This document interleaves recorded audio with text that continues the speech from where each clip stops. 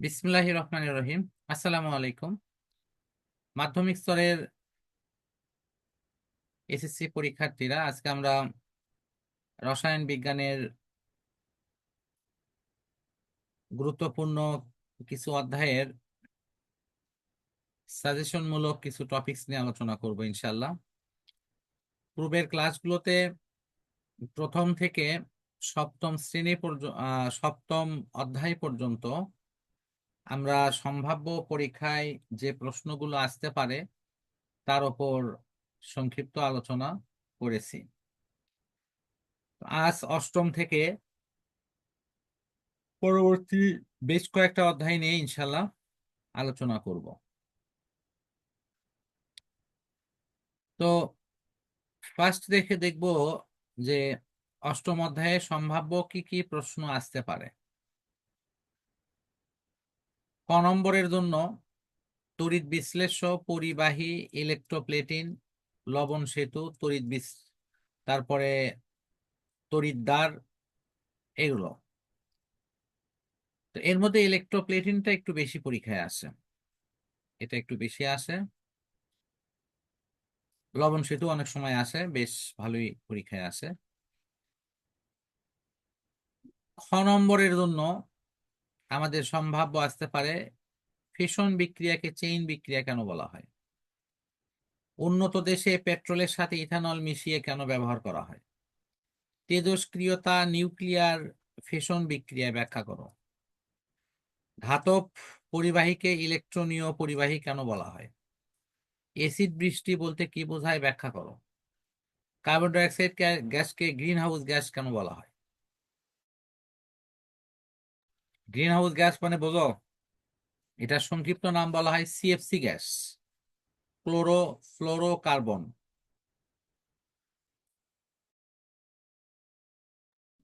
হ্যাঁ স্যার, বুঝতে পারি।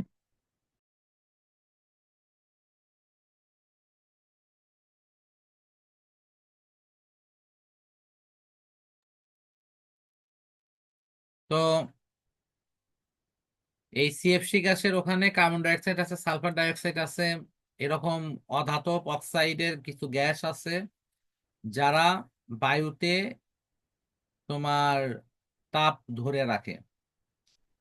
আর ধরে রাখে বিধায় পৃথিবীর তাপমাত্রা বাড়ে, যে কারণের জন্য এগুলোকে গ্রিন হাউস ইফেক্টের গ্যাস হিসেবে ধরা হয়। তারপরে ডেল এইচ এর তাৎপর্য, অর্থাৎ সেটি নেগেটিভ না পজিটিভ কোনটা হবে তার ব্যাখ্যা। এরপর আমাদের গ এবং ঘ নম্বর। গ এবং ঘ নম্বরে এখানে সবচেয়ে গুরুত্বপূর্ণ টপিকস হলো তিনটা। এক নম্বর, তোমার বন্ধন শক্তির অঙ্ক, এরকম অপশন গুলো দেওয়া থাকে।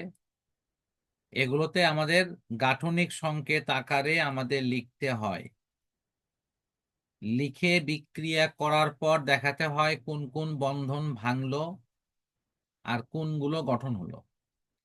ভাঙা বন্ধনগুলোর শক্তি এক জায়গায় যোগ হবে, আর গঠন হওয়ার শক্তি আর এক জায়গায় যোগ হবে। এই দুই শক্তি যোগ বিয়োগ থেকে আমরা এই ডেল এইচ এর মান বের করব। সবসময় আমাদের বিক্রিয়া যেটা করবে আর যেটা উৎপন্ন হবে এর ভিতরে বিয়োগ হবে। এখন ডেল এইচ এর মান যদি ঋণাত্মক হয় তাহলে হবে তাপ উৎপাদী, আর যদি ধনাত্মক হয় তাহলে হবে তাপ হারি। এরপর দ্বিতীয় সবচেয়ে গুরুত্বপূর্ণ প্রশ্ন, সেটি হলো লবণ সেতু। লবণ সেতুর মাধ্যমে কোন একটি তড়িৎ বিশ্লেষণের পুরো সিস্টেমটা দেয়া থাকবে এবং সেখানে প্রয়োজনীয় বিক্রিয়া সহ বলা হবে যে লবণ সেতু কেন ব্যবহার করা হয়েছে সে বিষয়ে ব্যাখ্যা করো। অর্থাৎ গ এবং ঘ নম্বর এই প্রশ্নগুলো মিলে সেট আপ হয়।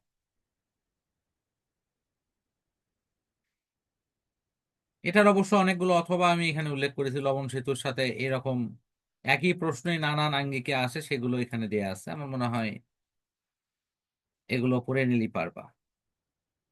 সেখানে শুধু আমার মৌলিক যে জিনিসটা বলার, দুইটা পাত্র যেহেতু থাকে, সেক্ষেত্রে কমন যে বিষয়টা থাকে, যেমন এখানে লেখা আছে ফেরাস সালফেট, ওই একই সালফেটের কিন্তু এখানে কপার সালফেট। ঠিক আছে, আরেকটা যেমন লেখা আছে জিঙ্ক সালফেট, ওই একই অপশনের কিন্তু আরেকটা হলো, আরেকটা দ্রবণে দেখা যাবে ভিন্ন ধাতব মৌল দিয়ে, সেখানে হয়তো তার সালফেট যৌগ দেওয়া হয়েছে। লবণ সেতুতে সাধারণত পটাশিয়াম এর ইলেকট্রোলাইট যৌগ, পটাশিয়াম ক্লোরাইড, পটাশিয়াম নাইট্রেট এইরকম যৌগ সাধারণত ব্যবহার করা হয়। 3 নম্বর প্রশ্ন হলো তড়িৎ বিশ্লেষণের প্রশ্ন।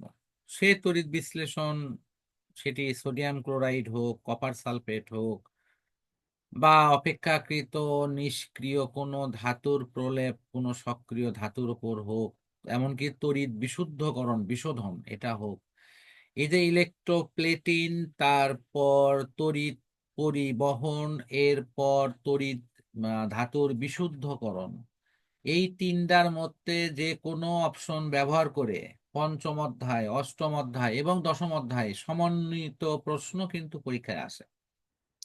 তা আমি বলবো এখানে যদি তোমরা ওই প্রশ্নগুলো খুব ঠান্ডা মাথায় বুঝে পড়ো, একই রকম পড়াতে তোমরা 3 জায়গায় 3 রকম সমস্যার ইনশাল্লাহ সমাধান করতে পারবা। বুঝতে পারছো কি? নর্মাল তড়িৎ বিশ্লেষণ, জি স্যার। তড়িৎ প্রলেপন বা যেটাকে বলা হয় ইলেকট্রোপ্লেটিন, আর একটি হলো তড়িৎ বিশুদ্ধকরণ মানে ধাতু বিশুদ্ধকরণ, যেটাতে তোমার তড়িৎ বিশ্লেষণ বলতেছি, সেখানেই তোমার নানা রকম ব্যাখ্যা বিশ্লেষণের অনেক রকম প্রশ্ন কিন্তু আসে। তো সেটা যে কোনো লবণ দিয়ে আসতে পারে, সোডিয়াম ক্লোরাইড হোক, ক্যালসিয়াম ক্লোরাইড হোক, এরকম যে কোনো লবণ উল্লেখ করেও কিন্তু আসতে পারে। তাহলে এই 3 প্রকার প্রশ্নের মধ্যে আশা করি যে তোমাদের মেইন প্রশ্নগুলো ইনশাল্লাহ কমন হয়ে যাবে। এরপর আরো প্রশ্নের মধ্যে ওই যে পারমাণবিক বিদ্যুৎ প্রকল্প, যেটা আবার বাংলাদেশের ক্ষেত্রে পাবনার রূপপুর পারমাণবিক বিদ্যুৎ কেন্দ্রর বিষয়গুলো আসতেছে।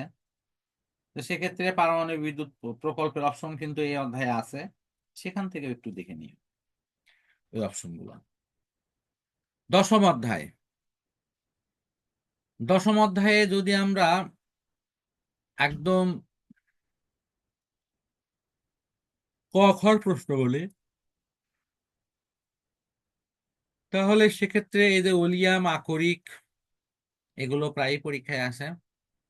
সোডিয়াম ধাতু আহ নিষ্কাশনের সময় ক্যালসিয়াম ক্লোরাইড কেন ব্যবহার করা হয়, বক্সাইট এবং গ্যালেন আকরিকের মধ্যে তাপ জ্বালানোর ক্ষেত্রে কোনটি প্রযোজ্য, কিভাবে হয়, লেড ধাতু নিষ্কাশন প্রক্রিয়া একটি বিজারণ প্রক্রিয়া, অথবা ধাতু নিষ্কাশন প্রক্রিয়াটাই একটা বিজারণ প্রক্রিয়া, ব্যাখ্যা করো, অ্যালুমিনিয়াম ধাতু নিষ্কাশনের কাজে ক্রায়োলাইট কেন ব্যবহার করা হয়, লোহায় মরিচা পড়লে রাসায়নিক বিক্রিয়া পরিবর্তন হয়, ব্যাখ্যা করো, তারপরে কার্বন বিজারণ পদ্ধতিতে কেন অ্যালুমিনিয়াম বা সোডিয়াম থাকে, সেটা ইয়ে করা আর কি।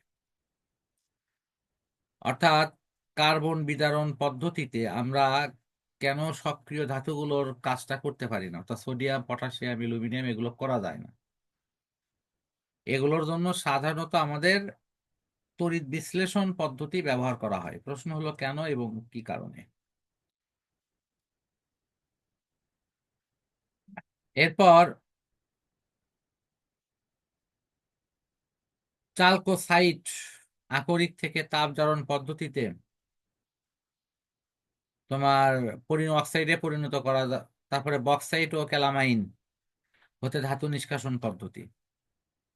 আমরা গ এবং ঘ নম্বরের জন্য সম্ভাব্য যে প্রশ্নগুলো দেখব, এগুলো হলো আয়রনের আকরিক এবং আয়রন অক্সাইডের বিষয়টা নিয়ে আমরা কিভাবে এটাকে ঘনীকরণ করা যায়, অর্থাৎ আয়রন আকরিক।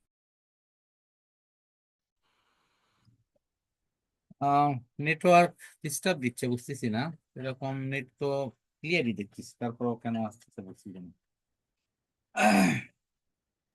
আমি মনে করছিলাম স্যার কারেন্ট চলে গেছে। না, কারেন্ট না, নেটওয়ার্ক আসলে হঠাৎ করে কোন ছেড়ে দিছে। আচ্ছা, যা হোক, আমি যেটা বলতেছিলাম যে আয়রন ধাতু নিষ্কাশনের ক্ষেত্রে দুইটা ধাপ আসে। একটা হলো নিষ্কাশনের প্রাথমিক যে প্রক্রিয়াগুলো, অক্সাইড থেকে ধাতুকে মাড়াইকরণ করা, তাকে অপদ্রব্য দূর করা, তাকে ঘুনি করা, এরকম। আর একটা হলো যে আমরা যদি বাত্তা চুল্লিতে এই আয়রনকে ছেড়ে দেই, সেটি কিভাবে নিষ্কাশিত হবে তার পুরো প্রক্রিয়াটা এখানে কিন্তু আসবে। অর্থাৎ বাচ্চা বাচ্চা চুল্লির পুরো অপশনটা, মানে আয়রন ধাতু নিষ্কাশনের ক্ষেত্রে প্রশ্ন দুভাবে হয়। একটা হলো ওই চুল্লিতে দেওয়ার আগ পর্যন্ত প্রক্রিয়া, আর একটা হলো চুল্লিতে দেওয়ার পরের প্রক্রিয়া। তো এটা অনেক সময়, এটা বার্তা বার্তা প্রবাহ কেন বলা হয়, এই নিষ্কাশনের পুরো প্রক্রিয়াটি লিখো, এরকম বিষয়টা থাকে। নিষ্কাশনের ক্ষেত্রে আরো দুইটা গুরুত্বপূর্ণ ধাতু আছে। একটা হলো কপার, জিঙ্ক ধাতু, আর একটা হলো অ্যালুমিনিয়াম ধাতু। মাঝে মধ্যে সোডিয়াম বা কপার হয়তো আসছে, বাট এটার সংখ্যা খুব বেশি না। সোডিয়ামটা আছে কিছু কিছু, এটা খুব বেশি না। ঠিক আছে, তাহলে তোমার এখানে আমি বলতেছি নিষ্কাশনের ক্ষেত্রে তোমার জিঙ্ক, অ্যালুমিনিয়াম এবং লোহা, এই তিনটা নিষ্কাশন ইনশাল্লাহ পড়লে, নিষ্কাশন থেকে আসলে এর ভিতরে একটা কমন পাওয়া যেতে পারে। আর ব্যাকআপ হিসেবে আমরা দুইটা পড়বো, একটা হলো সোডিয়াম আর একটা হলো কপার। এরপরে এই অধ্যায়ের সবচেয়ে সবচেয়ে গুরুত্বপূর্ণ যে প্রশ্ন, সেটি হলো স্পর্শ পদ্ধতিতে সালফিউরিক অ্যাসিড তৈরি। অথবা এই প্রশ্নটা একটু ঘুরিয়ে পেঁচিয়ে আসে, যেমন সালফার ডাইঅক্সাইড থেকে কিভাবে তোমার ধূমায়মান সালফিউরিক অ্যাসিড বা ওলিয়াম প্রস্তুত করা হয়, এ নিয়েও ব্যাখ্যা বিশ্লেষণ। ঠিক আছে, মানে এটা একবার টপ মোস্ট প্রশ্ন, এটা আসেই পরীক্ষায়।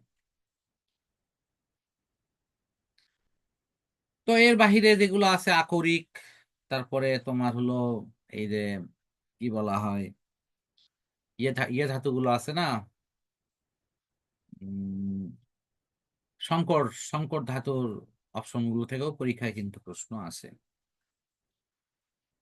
এরপর 11 অধ্যায় আমাদের যেহেতু আলোচনায় আজকে নাই, এই জন্য এটা নিয়ে কথা বলছি না, আমরা 12 অধ্যায়ে যাব। সেটি হলো 12 অধ্যায় হলো জীবনে, আমাদের ব্যবহারিক জীবনে যে রসায়নের বিষয়টা আসবে, সেখানে ছোট প্রশ্ন হিসেবে vinegar, baking powder, bleaching powder, এগুলো প্রায়ই পরীক্ষায় আসে। পাউরুটি তৈরিতে ইস্টের ভূমিকা, কেক তৈরিতে বেকিং পাউডার কিভাবে কাজ করে, বেকিং পাউডার রুটি ফুলাতে, বেকিং পাউডারের আরো আছে বদ হজম দূর করতে, এগুলোতে কিন্তু আছে। আমরা গ এবং ঘ নম্বরের জন্য একদম টপে যদি প্রশ্নের কথা বলি, তাহলে ব্লিচিং পাউডার। ব্লিচিং পাউডারের তিনটা ভূমিকা আছে। একটা হলো বিরঞ্জন, একটা হলো জীবাণু ধ্বংস করা, আর একটা হলো দাগ তোলা। এই তিনটা ভূমিকা, সবগুলোর ক্ষেত্রে প্রশ্নের বিবরণ সবকিছু এক, শুধু শেষ লাইনে পরিবর্তন। এটা বোঝো তো সবাই, শেষ লাইনে পরিবর্তনটা। পড়ছো কি ব্লিচিং পাউডারের প্রশ্ন? একটু আনমিউট করে বলো প্লিজ। জি স্যার, আমি শুনতে পাই না। না, ব্লিচিং পাউডারের প্রশ্ন কি পড়ছো? ব্লিচিং পাউডারের প্রশ্ন 12 অধ্যায় থেকে খালি পড়ছো কিনা এটা জানতে চাচ্ছি। যদি না পড়ে থাকো তাহলে অবশ্যই জি আজকেই স্যার। পড়ে ফেলবা। মানে প্রশ্ন খুবই গুরুত্বপূর্ণ, এটা আসার মতো একটা প্রশ্ন আর কি। এটার অনেকগুলো অথবা আছে, দেখো ব্লিচিং পাউডারের দাগ ওঠানোর কৌশল, ব্লিচিং পাউডার, ভিনেগার জীবাণুনাশক, পরিষ্কারক হিসেবে ডিটারজেন্ট, এবং এর মধ্যে তুলনামূলক আলোচনা, মানে ডিটারজেন্ট এবং সাবানের তুলনামূলক আলোচনা, এর কার্যকারিতা কোনটা বেশি এবং কেন। আহ তারপরে কাপড় পরিষ্কার জি করার স্যার। কৌশল নিয়ে, হ্যাঁ, এগুলো পড়ছিলাম স্যার। হ্যাঁ এ প্রশ্ন আসে। তো সাবান তৈরি, এটা একটা গুরুত্বপূর্ণ প্রশ্ন। সাবান তৈরি বা সাবানায়ন কি, ঠিক আছে, আর অতিরিক্ত সাবান ব্যবহারের ক্ষতিকর দিকগুলো। এখন ইউরিয়া নিয়ে, ইউরিয়া সারের ওপর প্রশ্ন, যেটাকে সংক্ষেপে বলা হয় ইউরিএস। কিভাবে ইউরিয়া সার গ্রহণ করে, ঠিক আছে। আহ তারপর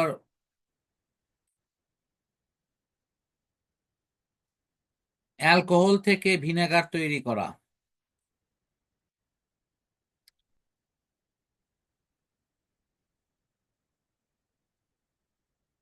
মোটামুটি মৌলিক প্রশ্নগুলো প্রায় হয়ে গেল তোমার। ওই ডিটারজেন্টের বা সাবানের মানে যে কার্যকারিতার যে কৌশল, এগুলো তুলনামূলকও পড়বা বাট নর্মালও পড়বা, যে কিভাবে সেগুলো করে। তা আমি যদি এই অধ্যায়ের টপ মোস্ট প্রশ্ন বলো, আরেকটা আছে হলো তোমার কি নাম প্রিজারভেটিভ হিসেবে ব্যবহার হয়, ভিনেগার। তো ভিনেগারের ক্ষেত্রেও কিন্তু আমাদের প্রশ্ন করতে হবে। তা আমি যদি একদম টপ মোস্ট প্রশ্ন বলি, তাহলে 1 নম্বরে থাকবে হলো অবশ্যই ব্লিচিং পাউডার। এটার যা আছে সব অপশন করবা। 2 নম্বর স্থানে থাকবে হলো ইউরিএস, ইউরিয়া সার এর ব্যাপারটা। 3 নম্বর স্থানে থাকবে হলো তোমার এই বেকিং পাউডার, ভিনেগার, এগুলোর এ প্রশ্ন। 4 নম্বর স্থানে আসতে পারে আহ সাবানের প্রশ্ন, সাবান ডিটারজেন্ট নিয়ে যে প্রশ্নগুলো আছে। আমার মনে হয় এগুলো সমন্বয় করলে ইনশাল্লাহ হয়ে যাবে। এর মধ্যে ছোট আরো ছোট ছোট ছোট প্রসঙ্গ আছে, যেমন মানে গ্লাস ক্লিনার, এগুলো অত ছোট ছোট 2-1 নম্বরের জন্য আসতে পারে। তো এ অধ্যায়ে যদি কারো কোনো প্রশ্ন থাকে করতে পারো। আছে কি কারো কোনো প্রশ্ন? না স্যার, আমার আপাতত নাই। তাহলে আমি যা বললাম আশা করি যে এর মধ্যে একটু ভালোভাবে পড়াশোনাগুলো করো। আমরা সামনে ক্লাসে ইনশাল্লাহ বায়োলজি থেকে এরকম পর্যালোচনা শুরু করব। সবগুলো ক্লাস কমপ্লিটলি ওকে হয়ে গেলে আমরা একটা সার্বিক ক্লাস নেওয়ার চেষ্টা করব। সেই ক্লাসে আশা করছি যে পদার্থ, রসায়ন, জীব সবগুলোর উপরে একটা পর্যালোচনা ইনশাল্লাহ নেওয়ার চেষ্টা হবে।